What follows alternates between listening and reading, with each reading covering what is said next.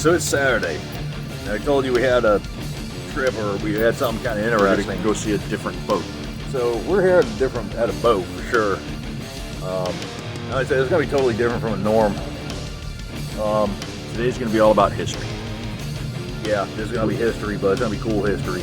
So without further ado, we're gonna show you where we're at.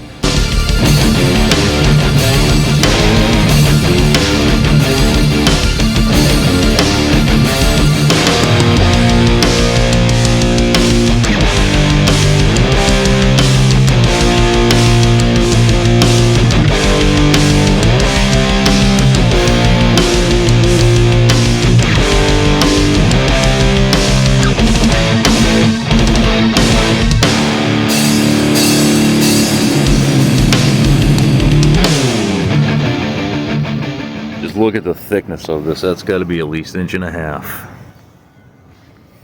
All these welds and everything, all this plate. This is before the days of plasma cutters. This is absolutely massive. To think the amount of thought that went into doing this, and this is just the crane on the back of the boat for the seaplane over there to recover it. This is basically where arc welding was born, that we still use today. Yeah. So here we're in one of the turrets. Look at all that layer. Now granted, it's not the prettiest weld in the world, but It was functional enough. yeah. Look at all that layering. This is so cool. See, in my opinion, I think it's better than the one in Alabama. People in here, it's nuts. Yeah. So we're looking at the sighting system here. The amount of thought and just ingenuity to make this system. I'll get a shot of the backside here in a minute. But yeah, that's a sighting system for this particular gun house. It's absolutely freaking crazy. There's all the controls and whatnot. And once again, this is late 1930s technology. Yeah, now here's the backside of this ordeal. Got a dude sitting there. Got a guy sitting right here in front of me. Another guy there. Oh, there he is. Yeah. But I said it just blows my mind. This is the amount of thought that had to go into this. We think we're doing something building 4-wheel drives. I mean, yeah. Fixing trailers and such. I mean, this is absolutely nuts. Yeah. So we thought we had some badass chains. 80 pounds of link. All the way up there. That windlass, or winch, whatever you want to call it. Well, imagine. Yeah, absolutely nuts. The size of these things. That's got to be, I think it's about 18 inches from there to the other side. Yeah, big stuff. Okay, look at the thickness of this thing. This is just the anchor. It's almost 1 ray tall. Navy Yard, Norfolk. Yep. 1938. 19. Weighs 25,883 pounds. So yeah, I was only off by about 50,000 pounds. 25,800 and what? 83. 5,883 pounds This was of solid steel and iron here. 13401. And this is about a foot. That's probably 18 inch. It's just solid stock. Yeah. So we're inside one of the 5-inch turrets. I'll show you something kind of cool. You notice these little caps. Now you notice all the bolts, or I should say nuts, are welded. Rivets, all that stuff. In case the turret took a hit, and actually there's a whole box covering those. The turret took a hit, these then become missiles from the shock and shoot off and bounce off and hurt people. There's got to be 15 layers of weld in here. Big old I-beams. Yep, every one of those bolts or rivets, or whatever you want to call it. I think they're rivets. Every single one of them has a weld around it. The amount of time it must have took to do that. Just look at the thickness of that door. That's every bit of 3-inch. They walk over here. This is the conning tower. You can actually go inside that. Oh yeah. That I believe is 16 inches thick.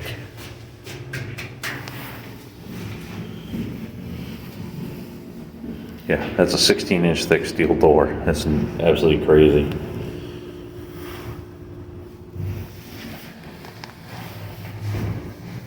I know there's a mechanism around here somewhere.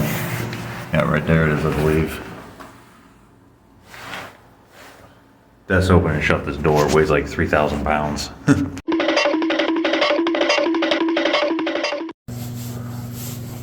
That one is some lathes. Put into service, For us, just for in general. well, they use it in Europe. Well, Like the the Brits had Whitworth, didn't they? yeah, it was Whitworth and then metric, but Whitworth, even that Whitworth is actually used on some vehicles even in the 80s. But it was kind of a combination. Random trucks. Yeah. They seem to report. Stock from the 1940s. All right, guys, well, I'm heading out. Got any questions Nah, we really appreciate it. on your way out? Oh, yeah. Just go somewhere. Yep. Travel safe back. Oh, yeah. Where'd the monkey, let's go. That way. Found something to show you. Just by the way, this passed on. Alright. I was just doing some videos. Yeah. It's like 5 after. Sorry. Ray's Dream Machines, right? Huh? I said over here we got this whole thing is like your dream machine room. Oh, God, yes. I think you may get in a little bit of trouble with these, right? Just a lot.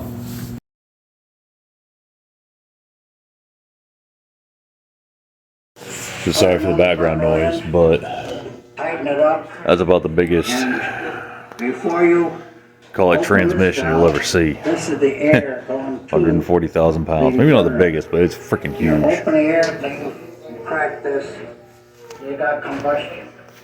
But the Yeah. burner tip is made so that your oil comes in to a face The plate turbines that run it, and revolves this way, whereas the air high pressure, low comes pressure. in this way. So you get a Check out stream these of helical oil gears. into there. Normal, we used to run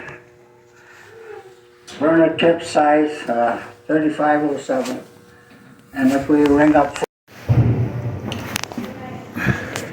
So we're in the steering gear room. This is the whole steering gear setup. Motors and all that. Has a manual mode. Go through here. They're the biggest hydraulic pistons I've ever seen. Chop blocks. There's one back here. Yes, Ray found chock blocks. Double-ended piston. Look at this. Give you a size comparison. Yeah. Hydraulic steering. Yeah, that's cute. These two pistons work in tandem. Steer the rudder.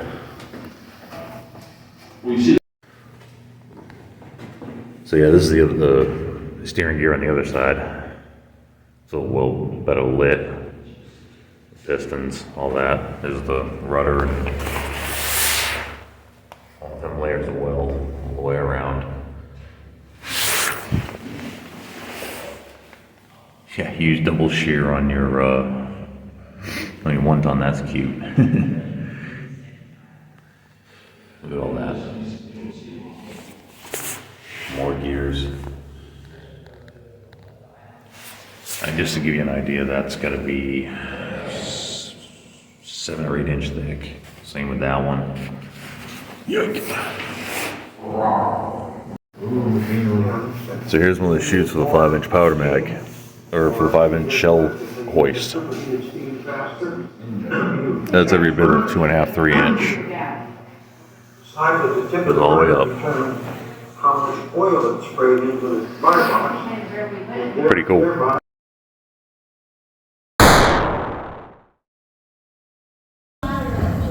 You got to keep in mind, you're actually in a boat.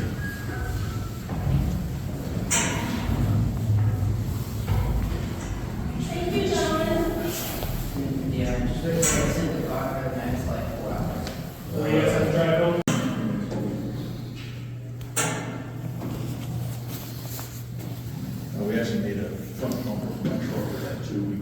For all of it? So, you know, we do wiring and stuff. I mean, yeah, that's all fun and dandy. Get all this. Just bunches of wire, and that's not just surface. That is all wire. Yeah. Absolutely nuts. The wiring schematic. So here's one of the rooms I really want to get a shot of. Show you guys.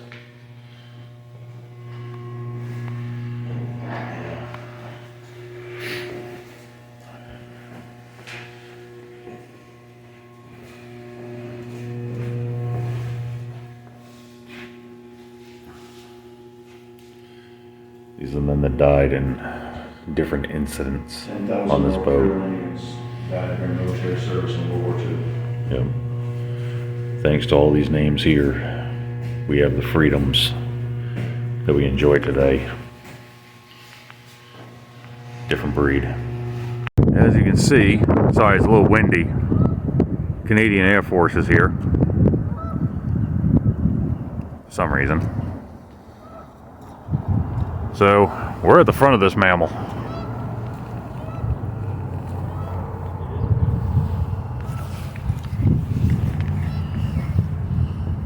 I'm probably standing 10 foot above water right now. All those plates, all welded. 19. Yep. And like I said, this is not our normal thing, but it's so yeah, it's something I have a lot of respect for. The men and women that welded these things together, machined the parts, electricians, machinists, machinist mates, whatever you want to call them. I'm not too familiar with the terminology. But yeah, this is an absolutely amazing vessel. If you don't get the chance, it's definitely worth your while to come out here and check her out. But as far as custom fabrication, this was America's first fast battleship, as they call it. So it's amazing that the thought that went into this, the redundancies, always something. But how this thing was wired and the forethought that went into this and how everything's interconnected. So if you guys want to see some really cool stuff, that I suggest go visit a local museum ship. Buy the extended tour. These vessels were built in I think 2 or 3 years. They were from keel to in the water, which sounds like a long time, but I mean, that's a lot of thick plate to weld. I mean, the outside armor I think was 12-inch or something like that. I'll get a picture of that real fast. I'll insert it, but yeah. Not only that, this boat, a little bit of history, this boat did take a torpedo hit. I'll see if I can get a picture of where that hit was as well. Ray got a picture of it from the inside. We'll see if we can throw in some other pictures and whatnot of when that happened. 5 men died in that situation. And yeah. So another thing real quick I'll add, we actually, for Christmas, I got the hidden battleship tour for me and 2 other people. Of course, I brought Ray and one of the kids because he likes this stuff. The places we were in were kind of cramped. so to speak. But yeah, it's we went all the way to the bottom, all the way to the bow, all the way to the back, and all the way to the top. I'll show you real quick one of the spaces we went into. Let me turn this thing around. Basically, that tour took us all the way up to that director. Yeah, at the very top, that crossbar there. Okay, so that's not conclude the battleship ordeal. Big damn boat. Big boat. That thing is, I forgot the exact length. It's 800 and something, 900 foot long. It's huge. 768 feet or 98 feet, something like that. At the water line, I think. It's basically 800 foot long, tip to tip. It's a big vessel, but the cool thing is, and I was trying to show you guys, like all the custom fab work that went into building that thing. That boat was our first fast battleship, so to speak. It was also the first battleship that we had that was welded together as opposed to riveted previous to that. Yes. So that was pretty cool. A lot of welding. Oh my God! And as you've seen, almost every bolt is welded on that thing. The bolt heads and everything. So if it takes a hit, it doesn't turn the bolt into a missile. Yeah, we actually did. I tried to do some digging. I was able to find that the Japanese Yamamoto was welded together. They used roughly 7.5 million sticks of arc rod to build that ship, and it was in the North Carolina is just a little bit smaller. So we figure still around 7 million, sticks of welding rod to make that ship. Now, MiG hadn't been invented yet, nor had TIG. So the only thing they had was the gas torches, like we have here, and the old arc. That's all they had to build it. Mm-hmm. But no, so that boat, it took a torpedo just in front of the armor belt.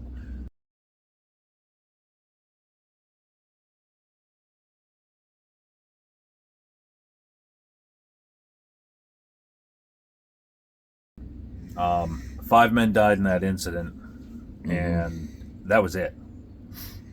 They had the list, it listed, I think, 5 degrees. They corrected it in like 5 or 6 minutes, so the damage control was on point. Yeah, we had some of the best damage control in the world in our Navy at the time. Yes, we did. But anyway, so more to the point, like I said, all the custom work that went in, like they had to figure out how to build this thing, and there was treaty limits and stuff.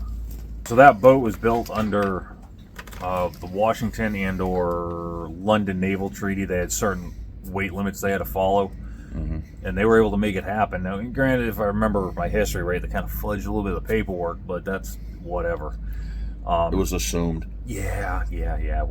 We'll take all the shells out of the thing and make it lighter.